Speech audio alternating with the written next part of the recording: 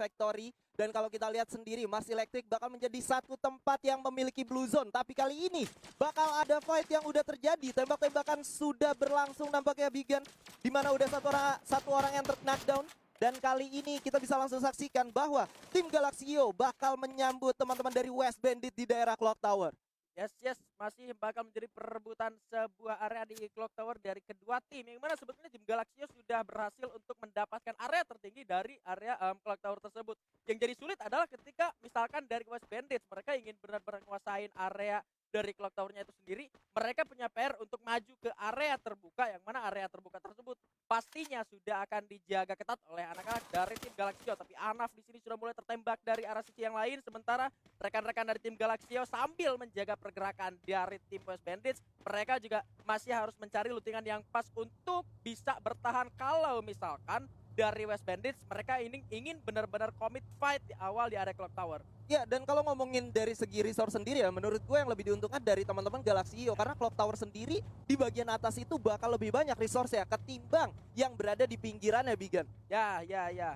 Ini juga bakal jadi sebuah PR buat West Bandits, karena kalau misalkan buat bener-bener mereka pengen ke area Clock Tower ini bakal beresiko. Mereka mundur pun rupanya di belakang sudah ada anak-anak dari Madura Prime Esports yang sudah melakukan rotasi cepat, yang mana Alpha harusnya sudah notice di sini, Bung Skyla. Oh my god, dua orang sudah berhasil knockdown, menyisakan seorang Elysia aja yang udah gak bisa berbuat banyak. Dan kali ini bakal coba untuk menarik dan menyelamatkan poin teman-temannya menuju ke arah selatan nih, Bigan. Aduh, memang jadi sangat-sangat sebuah kerugian untuk anak-anak dari tim West Bandits Esports, karena memang posisi dari drop zone mereka terjepit agak sedikit telat turun mungkin di area Clock Tower, sehingga Clock Tower sudah dikuasai oleh tim lain. Sementara mereka mundur pun sudah ada anak-anak dari tim Madura Prime Esports, tapi di arah zona pertempuran, Bung Skyla. Yes, di mana dari RRQ sudah knockdown dua orang, teman-teman dari Tang City Esports dengan sangat cepat memulangkan RRQ Hide di posisi ke-12 untuk round pertama hari ini, Bigan. Oh my god, dan harus jadi catatan kalau ternyata RRQ Hide menjadi satu-satunya tim pertama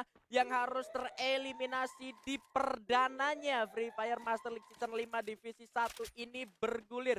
Entah apa yang terjadi, karena memang tadi kita sedang melihat apa yang terjadi di area Clock Tower dan juga area hanggar. Tapi memang ketika kita berpindah, posisi dari RRQ Hide ini sendiri memang sudah kalah secara jumlah. Karena tadi kita ngelihat ada Arab juga udah tumbang di sana dengan secara 2 player tersisa dari RRQ Hide itu sendiri untuk melawan 4 orang dari tim dari Tang City Esports. Ini menjadi sulit ya dengan kalahnya Manpower. Yes, kita nggak bisa ngelihat dari segi grounding dan lain-lainnya menuju ke Tang City Esports dan juga RRQ Hide, sampai kita juga nggak bisa dapetin detail story yang sebenarnya apa yang terjadi. Tapi setidaknya ketika kita memang sedang membahas teman-teman dari Madura Prime, kita udah bisa menyaksikan juga bahwa memang teman-teman dari RRQ Hide sudah terpick off 2 orang terlebih dahulu, dan itu merupakan salah satu harga yang cukup mahal.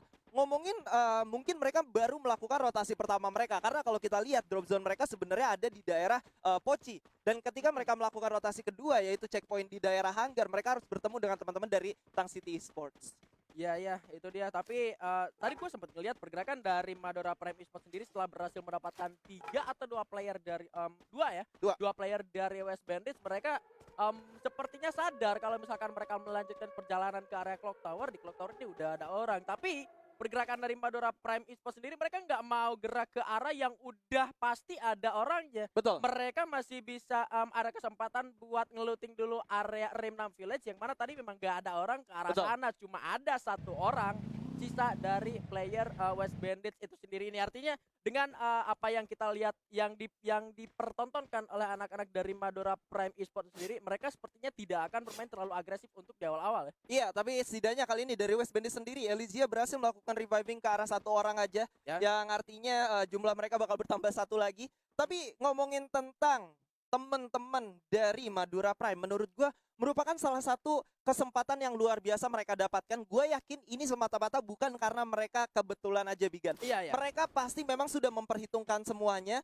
dan mereka sudah tahu bahwa di Clock Tower bakal ada yang fight. Buktinya mereka sudah melakukan rotasi dengan sangat cepat. Seperti yang kita ketahui, daerah hanggar itu benar-benar luas dan gak mungkin looting secepat itu, Pak. Ya, tapi rupanya di sini 1 orang yang berhasil diselamatkan sudah harus ditumbangkan lagi-lagi oleh tim dari Madura Prime Esports. Ini memang yang menjadi satu insting menurut gua mungkin dari anak-anak Madura Prime Esports, bukan tanpa alasan. Mereka bukan berarti gak pakai alasan buat maju ke area Rimlam Village itu sendiri, karena mungkin mereka ngeliat pergerakan dari satu orang dari Bandits larinya ke area Rimlam Village sambil mereka bisa nambah resource juga di arah sana, sambil mereka nyari satu player terakhir. Tapi emang tadi rupanya udah berhasil diselamatin juga. Dan kalau kita pindah ke sisi lain, kali ini anak-anak dari Tang City Esports yang tadi sempat meratakan satu squad dari RRQ Hide, kali ini sudah bertemu dengan Onyx Olympus. Onyx Olympus, seorang Gary berhasil menumbangkan 2 orang sekaligus dari Tang City Esports. Dan kali ini menyisakan 2 orang aja, yaitu Riz dan juga kawannya. Apa yang bisa mereka perbuat, karena ada satu komitmen yang sudah dilakukan oleh seorang Zexia. Maju ke depan, seorang Wiza kali ini. Kapten Wiza bergerak ke arah kiri menggunakan satu kendaraannya. Satu tembakan sudah dikeluarkan di jump shot oleh seorang Tayo. Cukup sekarat tampaknya. Coba lagi dicari di mana lawannya berada. Ada satu krono yang sudah dipomot juga. Dan kali ini seorang Wiza coba menerobos ke daerah pertahanan lawannya. Menyisakan satu orang aja dan that's it. The end for Tang City Esports. Harus cukup puas di posisi ke-10, Bigan. Ya. Tiada apa ya, kalau gue bilang dari Onyx Olympus memang tidak bisa kita pungkiri. Onyx Olympus merupakan salah satu tim yang gak boleh gue bilang sangat-sangat kuat untuk di awal-awal matchday. Selalu terbukti mereka pernah finish dengan jumlah kill di atas 15 untuk di matchday pertama. Dan kali ini sedang dibuktikan mereka berhasil menumbangkan tim yang tadi sempat menumbangkan RRQ Hide dengan satu buah lontaran granat yang sempat menumbangkan 2 orang. Itu yang menjadi catatan untuk Onyx Olympus bisa benar-benar komit untuk masuk menuju ke arah pertahanan dari Tang City Esports tanpa ragu. Bahkan ada krono terpasang pun dia masih ada satu orang dari tim Onyx Olympus berbekal dengan satu Sky dengan keberanian yang sangat luar biasa. Karena emang kalau udah di dalam krono, udah nempel kayak gitu, kadang-kadang memang nembak susah. Dengan adanya Skype ya makin menambah percaya diri dia untuk masuk ke dalam krono. So easy tumbang buat Tang City Esports di tangan Onyx Olympus. Wah, berarti merupakan salah satu penggunaan Skype yang sangat efektif ketika memang sudah sulit. Berada di dalam sebuah krono itu bisa menjadi salah satu alternatif ya, Bigan ya. Setuju. Dan yang paling penting yang harus kita catat adalah satu orang yang berhasil melumatkan satu tim sekaligus untuk matchday awal ini.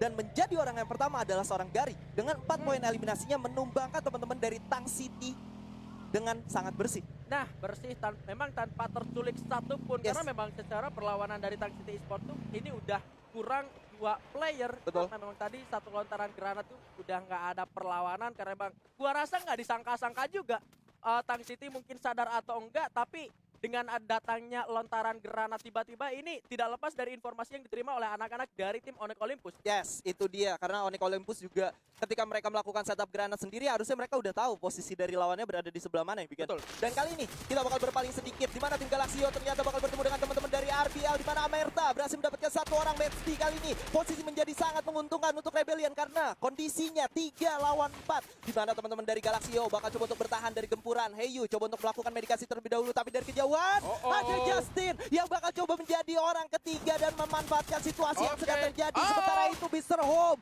dengan granatnya berhasil menumbangkan seorang Nazi kali ini, di mana Galaxio sudah berhasil mendapatkan 2 poin eliminasinya. Nggak bakal berhenti sampai di situ, di mana seorang Kimits bakal coba untuk mencari dulu di mana lawannya berada, bersembunyi di balik blue wall, dan kali ini bakal coba untuk menarik mundur terlebih dahulu, Bigan. Iya, bakal mencoba untuk menarik mundur terlebih dahulu, tapi Anaf rupanya harus tumbangkan ketika dia sebetulnya harusnya ditugaskan untuk menahan pergerakan dari salah satu player Rebellion Table supaya nggak masuk juga ke arah Kimits. Karena gua rasa arah lari dari Kimits harusnya masih belum benar-benar diketahui sama anak-anak dari RBL ini. Betul. Jadi Kimits harusnya masih punya asa buat melakukan penyelamatan setelah tadi pergerakan dari RBL ditahan oleh satu playernya. Masih ada kesempatan meskipun memang cukup sempit karena zonanya sudah mulai menyusut dan area revival spot pun akan segera menghilang. Yes, sementara itu Madura Prime kali ini sudah dijamu oleh teman-teman dari EVOS, di mana Madura bakal coba untuk masuk ke dalam zona selanjutnya. Amora coba bertahan, ada satu granat yang dilemparkan juga, tapi ada satu orang EVOS yang coba untuk melakukan terobos menggunakan satu motor, yaitu seorang Abak berputar street dari kejauhan melakukan covering fire dengan sangat baik. Amora sudah ditumbangkan kali ini, menyisakan 3 orang aja dari teman-teman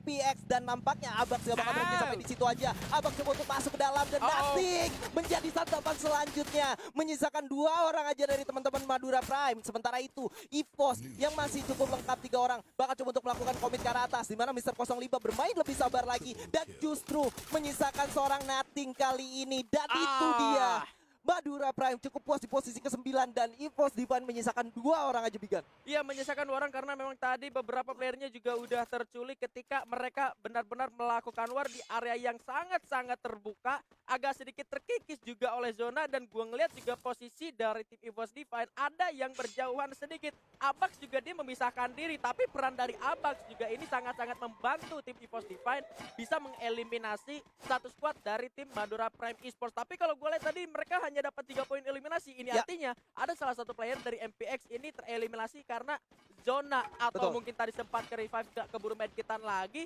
udah kena zona, udah terkena down lagi. Agak sedikit apa ya, bisa gue bilang untung sulit, ya? banget enggak, karena mereka cuma dapat 3 poin eliminasi, sementara mereka harus mengorbankan 2 playernya tumbang di area tersebut, dan mereka hanya menyisakan 2 player saja untuk bisa bertahan sampai ke late game. Masih bisa untuk melakukan reviving ke arah 2 player, tapi memang dengan zona yang cukup sempit ataupun koin yang mereka miliki cukup atau enggak, ini bakal jadi sulit juga, jadi PR buat mereka, Bung Syahla. Bakal menjadi PR untuk mereka, tapi sementara itu kita bakal ngelihat di kejauhan RBL Mr. Home berhasil menumbangkan seorang Tayo.